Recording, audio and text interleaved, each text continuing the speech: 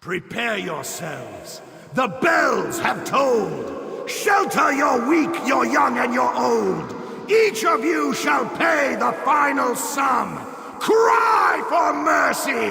The reckoning has come!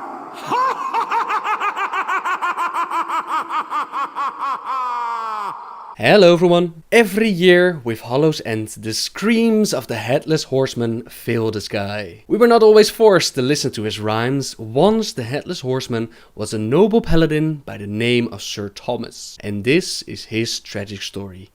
In this time period, Kel'thuzad had started to spread his plague amongst the citizens of Lordaeron. This plague was inside the grain and it turned innocent civilians into scourge. Prince Arthas, Jaina and others who followed him tried to stop Kel'thuzad and his plague from spreading. Their journey would take them to Strathholm, where Arthas' lust for vengeance made him decide to purge the city. Glad you could make it, Uther. Watch your tone with me, boy. You may be the prince, but I'm still your superior as a paladin. As if I could forget. Listen, Uther. There's something about the plague you should know. Oh no. We're too late.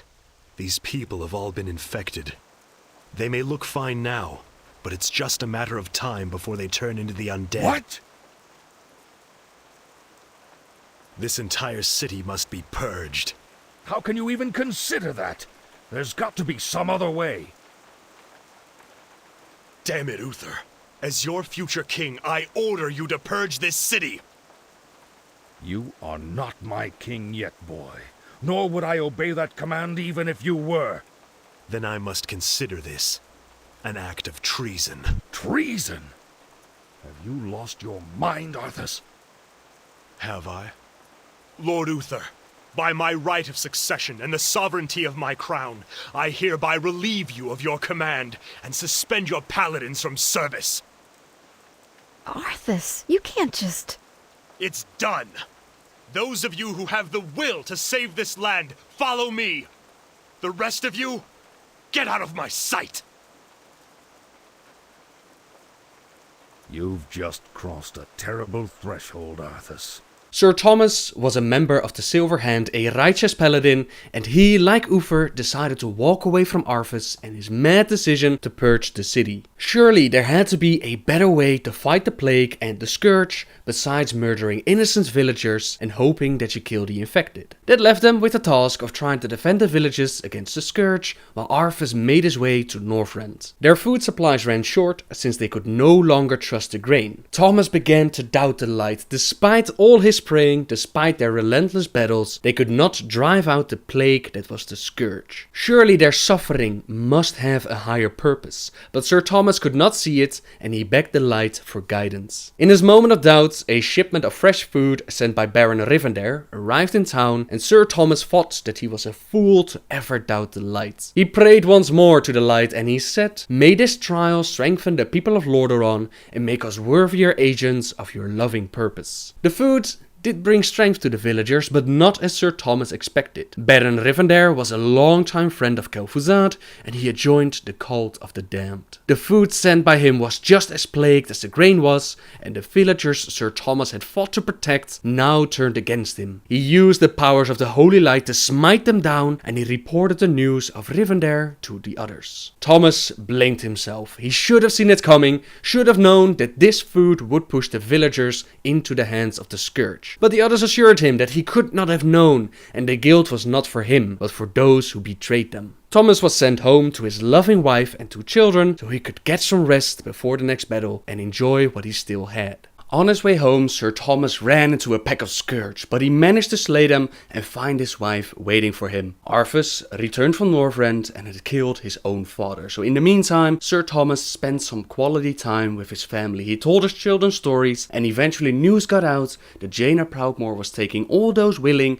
to Kalimdor. Thomas urged his wife to take the children, leave him behind and go with them, but she would not go without him. High Lord Mograine, together with a mighty weapon called the Ashbringer, had killed many of the Scourge, and his wife was certain that Uther and Mograine together would free the land of Lordaeron from the Scourge infestation. In the meantime, she and the children would stand at Thomas's side and wait for him. Sir Thomas was a blessed man.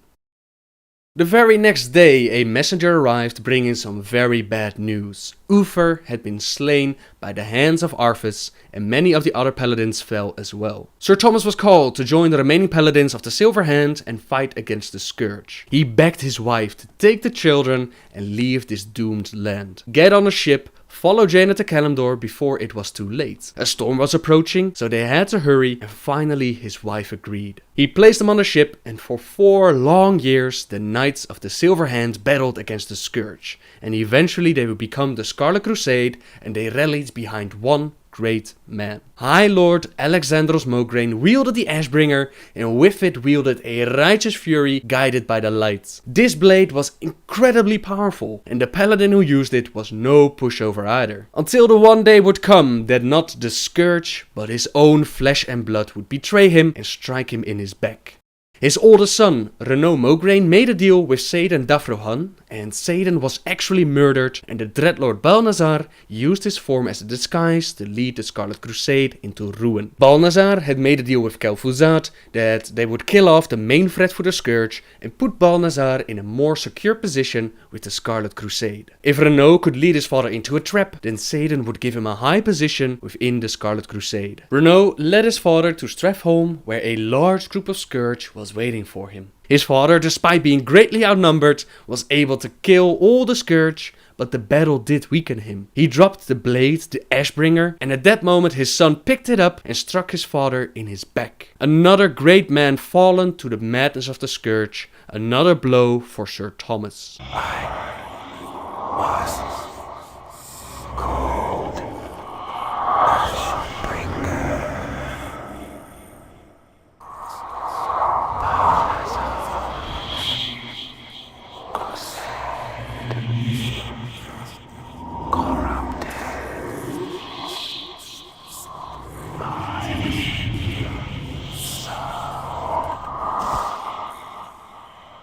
Having a Dreadlord as your leader is not good for any organization, and the Scarlet Crusade already started with a lot of damaged and madly devoted people. Eventually, as time went on, they lost sight of what evil they were fighting. The Lich King first used grain to taint their people and turn them into Scourge. But who could say what methods he now used? How do you know who to trust? How many ordinary looking people had already fallen to the temptation of immortality? How many among them were actually already part of the Scourge, even though they looked like innocents? When the Scarlet Crusade reached the town for a plague check, all seemed normal, which made it all the more suspicious. How was it possible that this town offered shelter, had food supplies and was able to defend itself against the Scourge? Surely this must be another Scourge conspiracy, and the best they could offer them was a clean death. I can only help you with a clean death.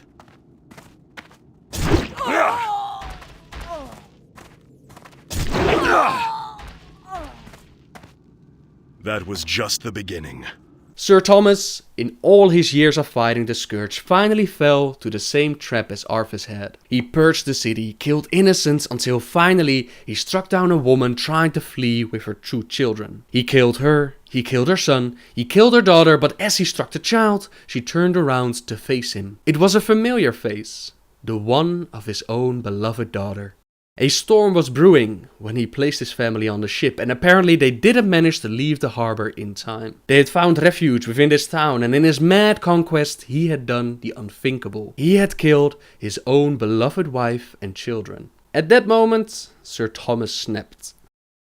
Countless blows were dealt to our Sir Thomas. The light had forsaken him, and the Scarlet Crusade had guided him to a path of madness. His brothers and sisters of the Crusade locked him away as he dealt with his grief. But Sir Thomas was too far gone. He laughed and howled and cried, and he yelled creepy rhymes that would stick in your head for days and give you nightmares. The leader of the Crusade, Balnazar, in the disguise of Saidan, told them that there was nothing to worry about. We all deal with our grief in different ways, and he had a plan. On that night, the night of Hollow's End, the people of Azeroth come together to burn a Wickerman. As they throw the torch into the fire, they also cast away their grief and everything they want to leave behind and not take with them into winter. Balnazar thought it would be a good idea to let Sir Thomas out. Isolation did him no good, so a change of pace might do the trick. As they had hoped, Sir Thomas struck out against the Scourge. His attacks drew their attention and the Scarlet Crusade moved to help their brother, only to find out that he was their brother no longer. He slaughtered anything and everything in his path,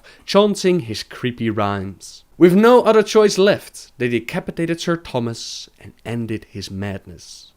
Or so they thought. Balnazar had other plans with his corpse and he infused it with foul magic and resurrected Sir Thomas as the Headless Horseman. Now every year on the night of Hollow's End, the Headless Horseman rides the sky. I fought for you, I fought in vain, now scatter, scurry, shriek in pain. No mercy on this night abides, on Hollow's End, when the horseman rides. Cry for mercy, little children, when he burns down your house. This horseman has lost it, and now he believes that everyone is evil. Kel'thuzad, the Scourge, and even Arthas have done a lot of damage to the land of Lordaeron, and the once righteous Sir Thomas is one of the most damaged beings to come out of that war. A paladin once holy and righteous saw his order fall, his king die, the people he wanted to protect turn into Scourge, his land in ruins, and finally the Scarlet Crusade pushed him into the darkness that took so many before. Killing his own family was the final straw, and now the Headless Horseman can no longer see the difference between friend or foe. In his eyes, all of us, from orphans to kings, all of us look like the Scourge that took away everything from him. Fire consumes. You've tried and failed. Let there be no doubt. Justice prevailed. Happy Halloween, everyone! I hope you get lots of candy and that nobody tries to burn down your house or annoy you with silly rhymes. Subscribe if you like my videos. And until next time, guys, see ya! This end have I reached before. What new adventure lies in store? Ha ha ha ha ha ha ha ha ha ha ha!